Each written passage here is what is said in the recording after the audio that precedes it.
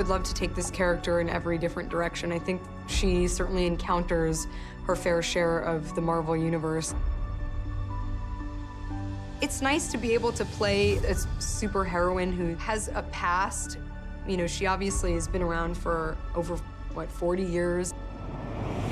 And I think has a real foundation for all different kinds of spin-offs or interactions with other characters. I think that the possibilities are really endless.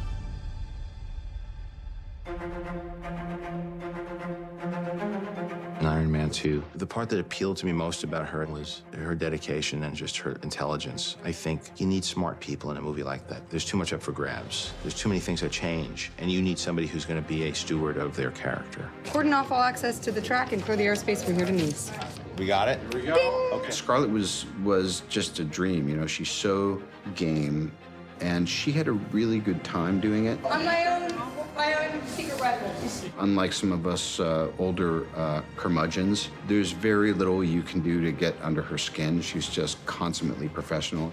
I love playing this character. When we first met Natasha in Iron Man 2, she was Natalie, and you know, you got to see her kind of undercover work, and you know, it wasn't until the end of that film the true identity was revealed as an agent of S.H.I.E.L.D. You are mind-blowingly duplicitous. How do you do it? You just tear things out. You're a triple imposter. I've never seen anything like you. Is there anything real about you? Do you even speak Latin? Colegius sunt rerum specius. Which means, wait, what? What'd you just say? It means you can either drive yourself home or I can have you collected. In Avengers, we see, of course, her in her own environment. Just like Budapest all over again. You and I remember Budapest very differently.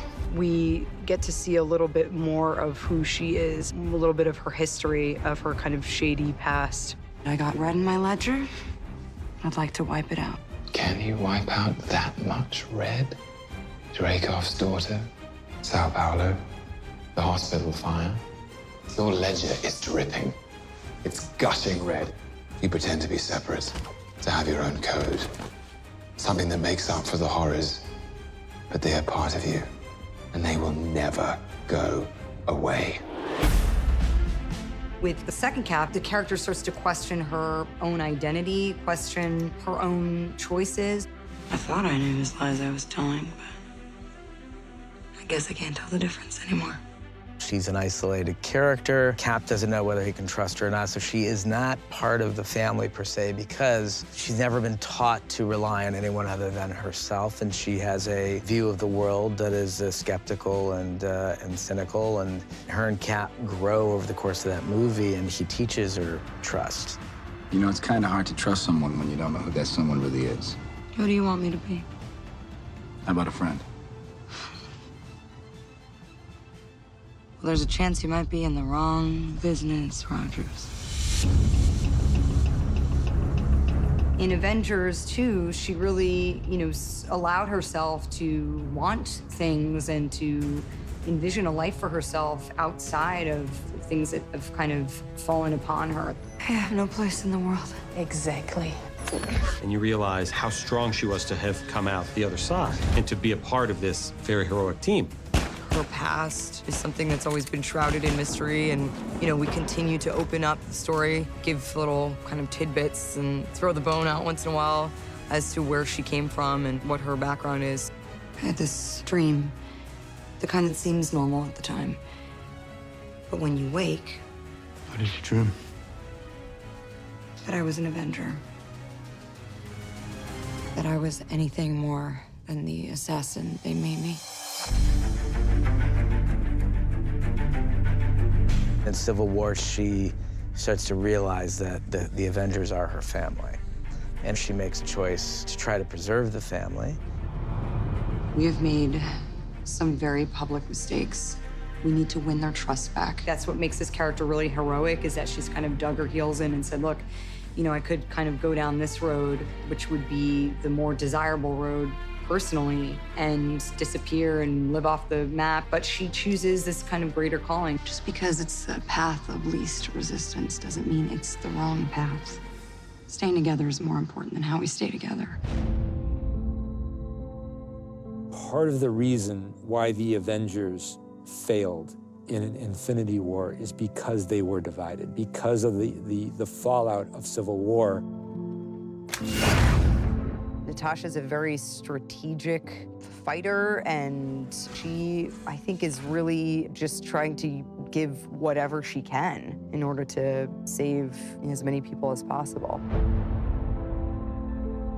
He did exactly what he said he was going to do. Thanos wiped out 50% of all living creatures.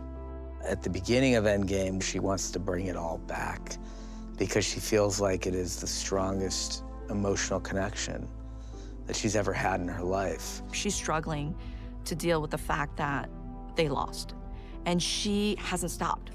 5 years later, she's still fighting to figure out how to fix this problem, and she hasn't let go. She has to do everything in her power to undo what Thanos did. She's presented with a choice, which is to give her own life to bring everyone else back, and she does it, which is the single most heroic moment in the history of the Marvel Universe.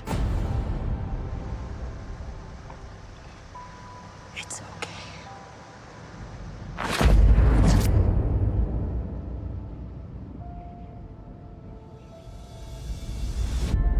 I actually think that in some weird, and it is a very emotional thing, but some weird, twisted up, fateful way, this character who, has searched her whole life for a purpose actually finds her purpose. And it's like this amazing, super emotional, beautiful thing. You know what I've become. I don't judge people on their worst mistakes. Maybe you should. You didn't. I feel very fortunate. It's been an incredible gift as an actor to be able to come back to a character that's as complex as Natasha. I think there's kind of a lot to explore there, and that is so exciting.